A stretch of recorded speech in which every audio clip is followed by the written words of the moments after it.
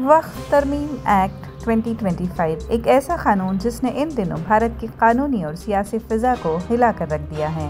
ये नया कानून बहस व मुबाहिसे, कानूनी चैलेंजेस और वसी पैमाने पर मुखालिफत का मरकज़ बन चुका है। आखिर इस कानून में ऐसा क्या है? ये इतना मुतनाज़ा क्यों है? जानिए इस तफसीली रिपोर्ट में। 15 अप्रैल 2025 को सुप्रीम कोर्ट में वक्फ तरमीम कानून 2025 को चैलेंज करने वाली 10 से ज़ायद अर्जियों पर समाअत मुतवक्को है।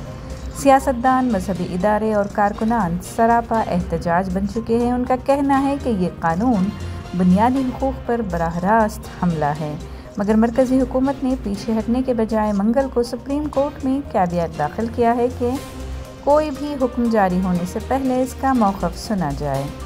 ये अर्जियाँ all India Muslim personal law board, Jamiat Ulama Hind और DMK, कांग्रेस, AIMIM, RJD और आम आदमी पार्टी जैसे सियासी जमातों के रहनुमाओं की तरफ से दायर की गई हैं। असदुद्दीन ओवैसी, A राजा और अमानतुल्लाह खान जैसे बड़े नाम इस मुहिम की क़ियादत कर रहे हैं।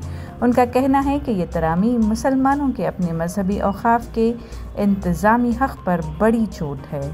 All India Muslim personal law board के तर्जुमान डॉक्टर SQR इलियास ने इस कानून को मनमानी, इम्तियाज़ी और ख़ारिज करने वाला करार दिया है। उनका कहना है कि यह आईन हिंद के आर्टिकल 25 और 26 की खिलाफ वर्जी है, जो मजहबी आज़ादी और इदारा जाती खुद मुख्तारी की ज़मानत देते हैं। नक्कादों का इल्ज़ाम है कि हुकूमत वक्फ के इंतज़ाम पर मुकम्मल कंट्रोल हासिल करना चाहती है और मुस्लिम बरादरी को इस निज़ाम से बाहर कर रही है।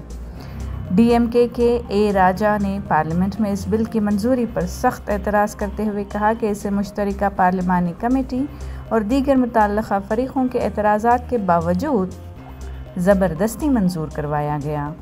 अब 10 से ज़ायद अर्जियाँ सुप्रीम कोर्ट के सामने हैं और सभी एक ही बात कह रही हैं कि ये कानून महज इस्लाह नहीं बल्कि पूरे वक्फ निज़ाम की रूह को बदल रहा है, और वो भी नुकसानदा तरीक़े से।